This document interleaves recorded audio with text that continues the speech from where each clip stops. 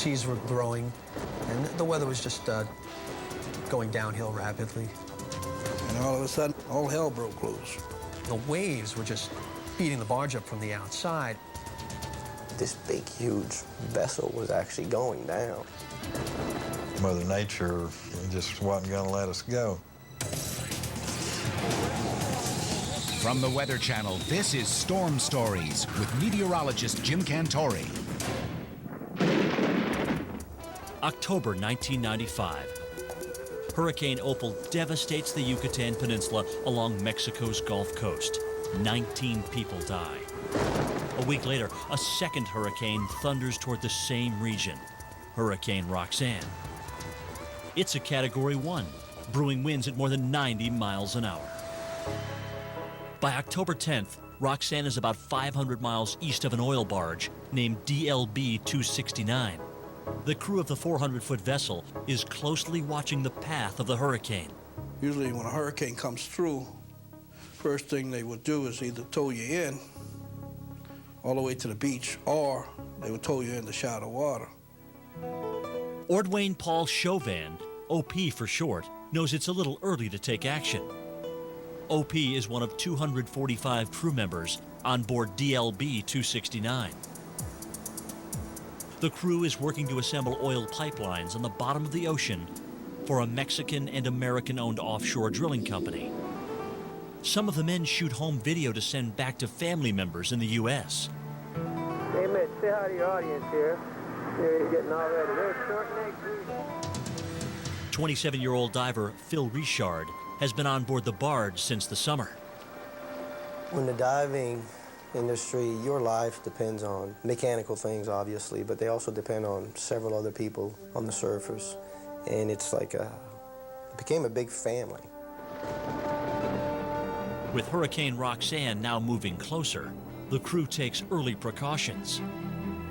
Our supervisors told us that we were going to shut down work due to weather.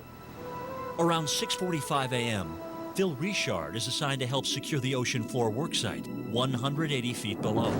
Veteran diver Len Cobb is also on the six-man team. The crew members work 2 by 2 in alternating shifts, requiring time to recuperate between dives.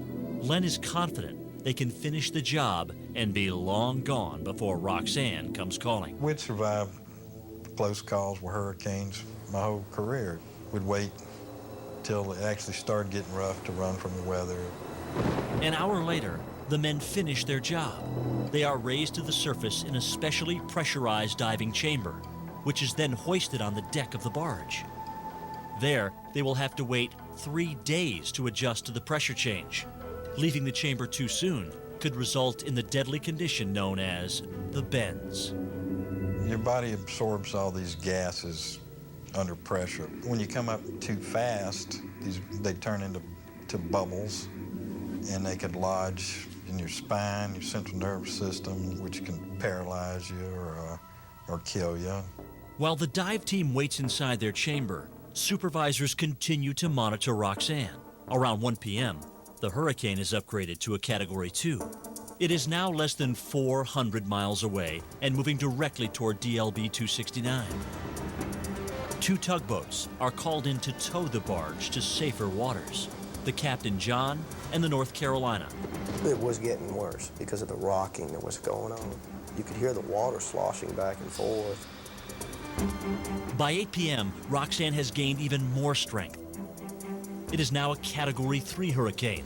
Winds are estimated up to 115 miles an hour. With Roxanne expected to reach their location in 3 days, the 6 divers know their time remaining in decompression will cut it close. Phil Richard and Len Cobb nervously look around their 8 by 30-foot chamber.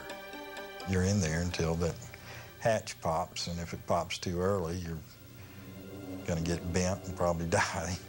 It's kind of a no-win situation in there. The thought of possibly going down with this vessel in this big steel coffin was a hard thing to just sit there and wait to see what was going to happen.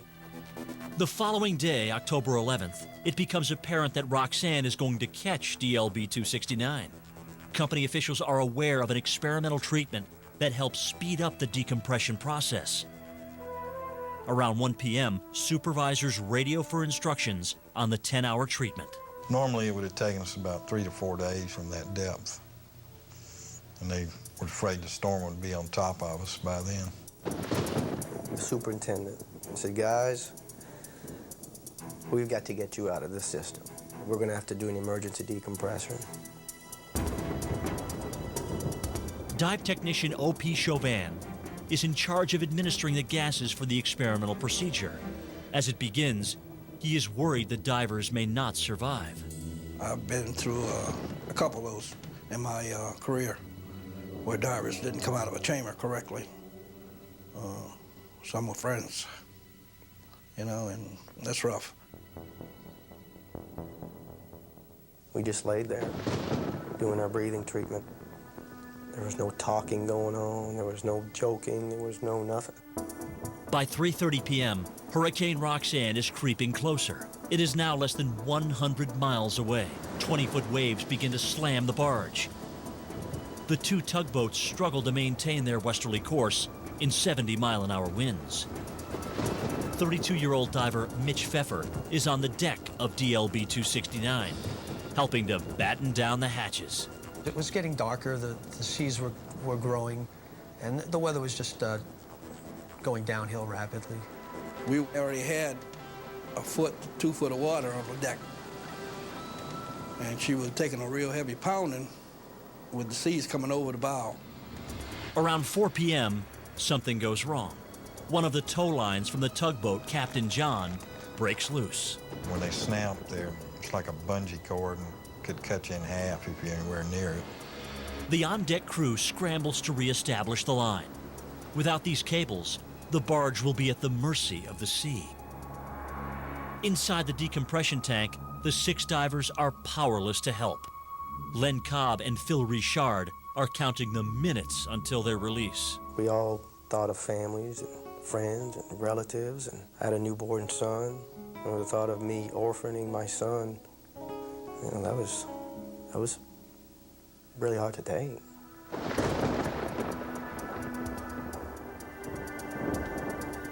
After nearly 2 hours, the crew reestablishes the tow line from the Captain John. The outer bands of Roxanne are pummeling the massive barge. Around 3 a.m., the hurricane makes an unexpected turn northwest. It appears the crew will be spared the worst of Roxanne. By now, the experimental decompression therapy is finally complete. The divers have emerged from their tank alive, but shaken.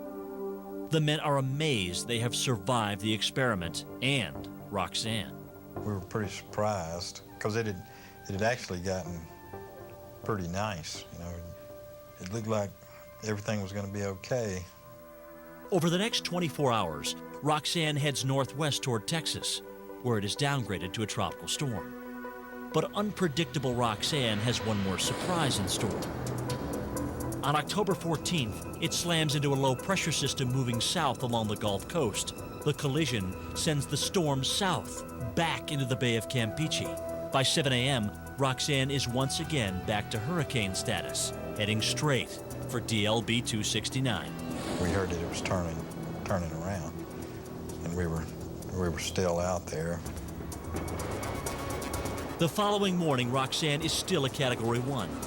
With the hurricane now 100 miles away, it becomes clear to the crew there's no escaping this time.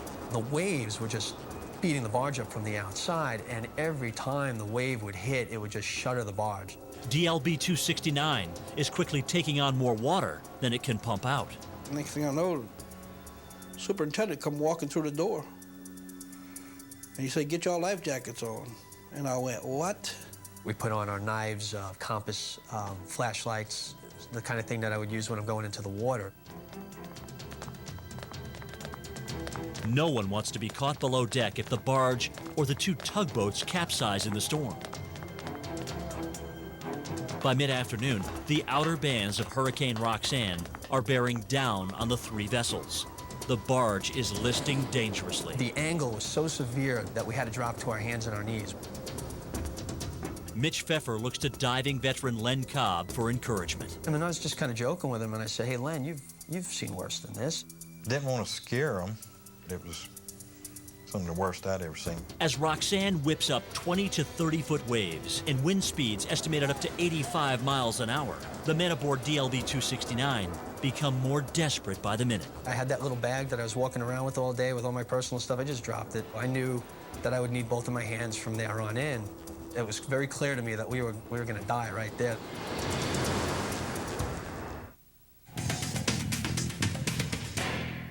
October 15th, 1995. 60 miles off Mexico's Yucatan Peninsula, Hurricane Roxanne is tearing at the oil barge DLB 269. The Category 1 hurricane is spewing 85-mile-an-hour winds and 20 to 30-foot waves. The barge is taking on water faster than the electric pumps can force it out. Crew members run for their lives as their vessel is whipped by the angry sea.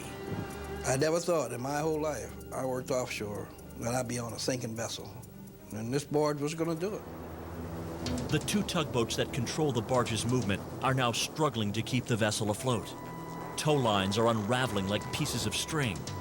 There was just nothing we could do. It was just Mother Nature was a little more than we could handle. 62-year-old tugboat captain Robert Trosclair is keeping his craft next to the barge. If DLB 269 goes under, the crew of 245 will be forced into the raging sea. And the only thing we could do is try to hang around, stand by close to pick up these people if we could. At 3:30 p.m., the final tow line breaks. The 400-foot barge suddenly dips into the trough of a giant wave. It was just utter chaos. The barge is twisting at this point. It got at such a steep angle, I really thought, once again, here it is. We're going to capsize. The waves are too much for the vessel. By 6 p.m., DLB 269 is sinking toward the stern. With no order to abandon ship, panicked crewmen take matters into their own hands. Dozens put on life vests and jump 30 feet into the churning water. It was a heck of a drop, and I mean, even on a good day, it was not a drop that you'd want to take. It was pretty much every man for himself. It was all about survival at that time. The men dodge debris as they frantically swim to escape the pull from the sinking barge. Some people were on debris. Some people were in other rafts. Some were just floating in human chains that they had formed. The current and the wind and all took us so quick. You lose sight of everything on the horizon, just going up and down on those waves. Mitch Pfeffer and fellow diver Phil Richard prepare to jump next. Suddenly they are approached by a terrified crewman named Jim Vines. He had tears in his eyes, and he said, "Guys, can y'all take care of me? Because I can't swim." And of course, Phil and I said, absolutely, not a problem. The three men climb over the handrail and look down into the rolling seas.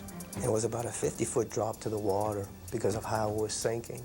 So we said, "All right, Jim," he said, "on the count of 3, we're going to go." So we said 1, 2, 3. And we jumped.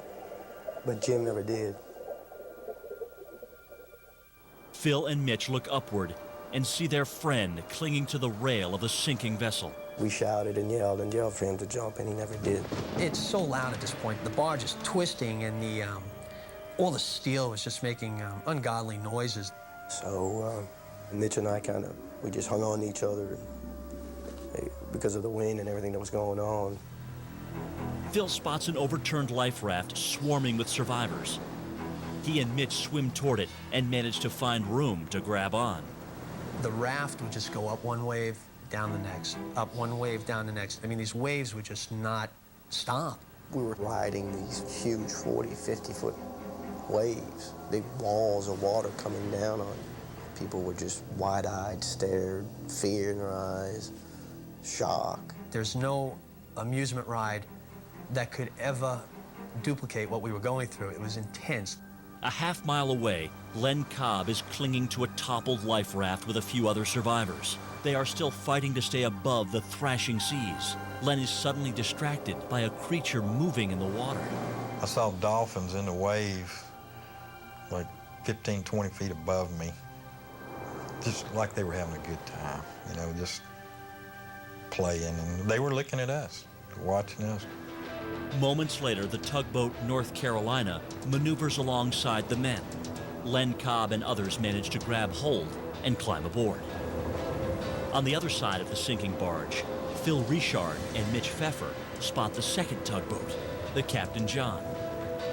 As the waves rock the tug, the bow tilts out of the water and then crashes down hard. The two divers realize they could be seriously injured, or worse. The screws, which is the propellers of the boat, they came completely out of the water. We were going to either be squished between the raft and the boat if the boat didn't crush us, or we were going to be chopped up by the propellers. I said, I've come this far and I'm going to die a horrible death from a boat's trying to rescue us. Phil sees the Captain John tugboat circle around and leaps toward the bow. I timed it in the swell. I went ahead and jumped, and I grabbed a hold of the big old tires that are alongside the tugboat. Phil manages to pull Mitch to safety. We were all happy, hugged each other. That went on for about 10 seconds, and now you're looking down from the deck of this tugboat just with these monstrous waves all around you, and you realize that was a short-lived victory. Around 6:30 p.m., DLB 269 finally sinks. Only part of its 260-foot crane remains above the surface. The crew of the Captain John tugboat tries to help a group of men clinging to an overturned life raft. It has a large pool of water in its center. The men suddenly panic while trying to get aboard the tugboat. One of the workers tripped and was just getting stepped on by all the other guys that made a mad dash to the side of the tugboat, and they drowned him right there. They just stomped him. Poor guy just couldn't get his breath. By evening, 100 men remain unaccounted for.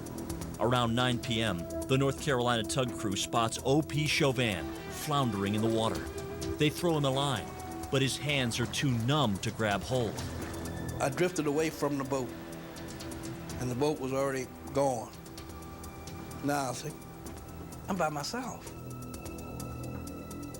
I'm by myself out here. What am I gonna do now? October 15th, 1995, 9:30 p.m.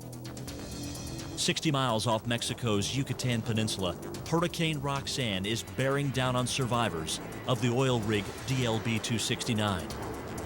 With his life vest, crewman O.P. Chauvin has been floating for nearly 4 hours. I said, God,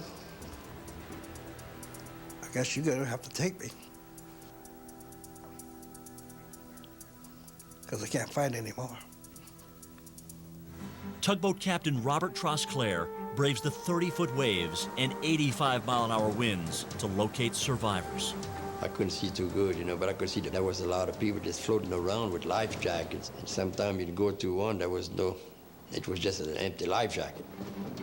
The way he maneuvered his vessel and rescuing these people in those conditions, it's amazing. On board the tug, rescued crewman Phil Richard spots a man floating motionless in the water.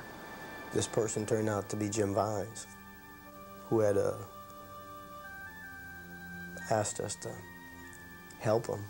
The 47-year-old couldn't swim and perished in the hurricane. A second tugboat, the North Carolina, continues searching in the towering waves. Just before 10 p.m., O.P. Chauvin is finally hauled on board. One of the guys that pulled me out of the water wound up with a broken elbow. And I'm not a light man, and he risked his life pulling me out. O.P. is the last man to be pulled in alive. Of the 245 crewmen, 5 are dead. 27 hours later, on October 17th, Roxanne is downgraded to a tropical storm. By the 20th, it dies in the Bay of Campeche. Over the course of 14 days, the hurricane ravaged much of Mexico's Yucatan Peninsula and bordering states. A total of 14 people were killed. Damage came to nearly $1 billion. DLB 269 remains on the bottom of the Gulf. Former crew members continue to deal with having survived. The people that survived it, They're still living with the pain of the survival. It's still there. It will be there till they die. Many of the survivors owe their lives to the heroic efforts of tugboat captain Robert Trosclair. It was a miracle, I guess, to pick up that many people in that kind of weather. Yes. But I tell you what, the people sure was glad to see some land when we come in. Well, of course, I was too. What determines the life cycle of a hurricane? The answer when Storm Stories returns. So what determines the life cycle of a hurricane? To sustain themselves, hurricanes need to stay over water, and they need a favorable atmospheric environment in and around them. Roxanne remained over water, but an increased amount of dry air was pulled into its circulation. Roxanne's 1.5-week life is considered long by Gulf of Mexico hurricane standards. For Storm Stories, I'm meteorologist Jim Cantori. Your local forecast is next. This is the worst storm in the history of the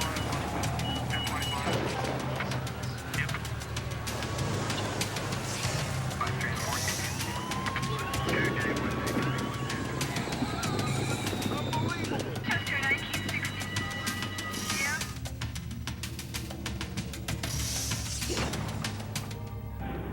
Yeah.